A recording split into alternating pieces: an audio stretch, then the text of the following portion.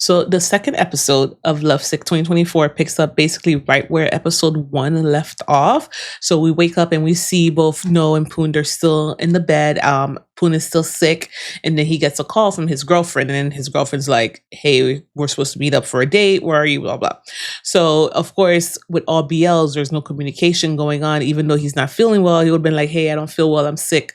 I can't make it to our date. Let's reschedule." He doesn't do that because Poon is so nice.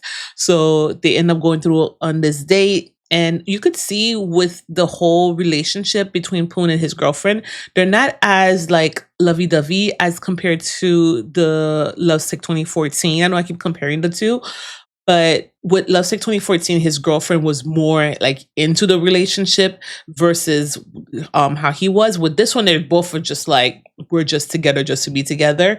So I don't know if that's going to be something that's going to play on further into the upcoming episodes. Maybe they're not really into each other.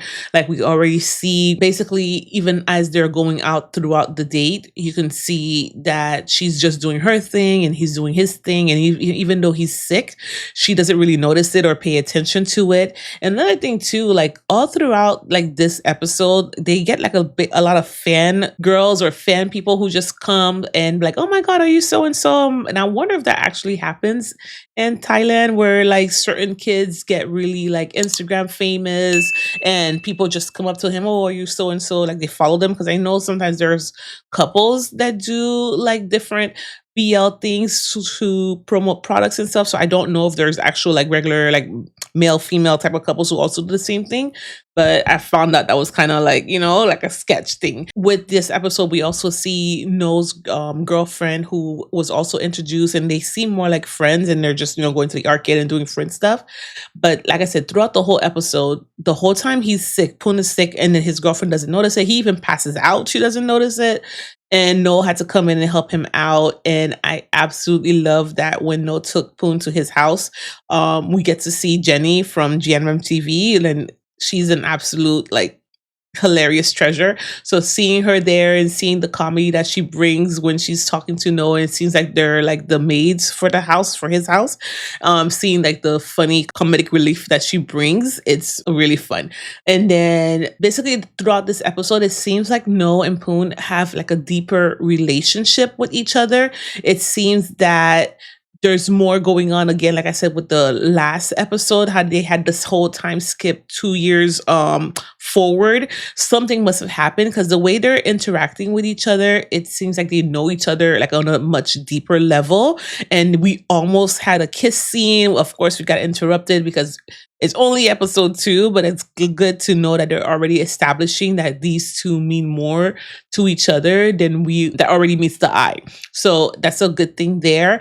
And of course, with every BL series, there has to be some kind of miscommunication. Like this whole episode is basically just a whole miscommunication episode, because we see again, after the whole almost kiss thing happened, Poon becomes very distant from No, and then we don't know, is he becoming distant because like, hey, this is not what I wanted, or maybe because No. I'm wondering if maybe Poon thought that, or maybe he doesn't like me the same way I like him, or maybe he doesn't feel the same way, like, what's going on.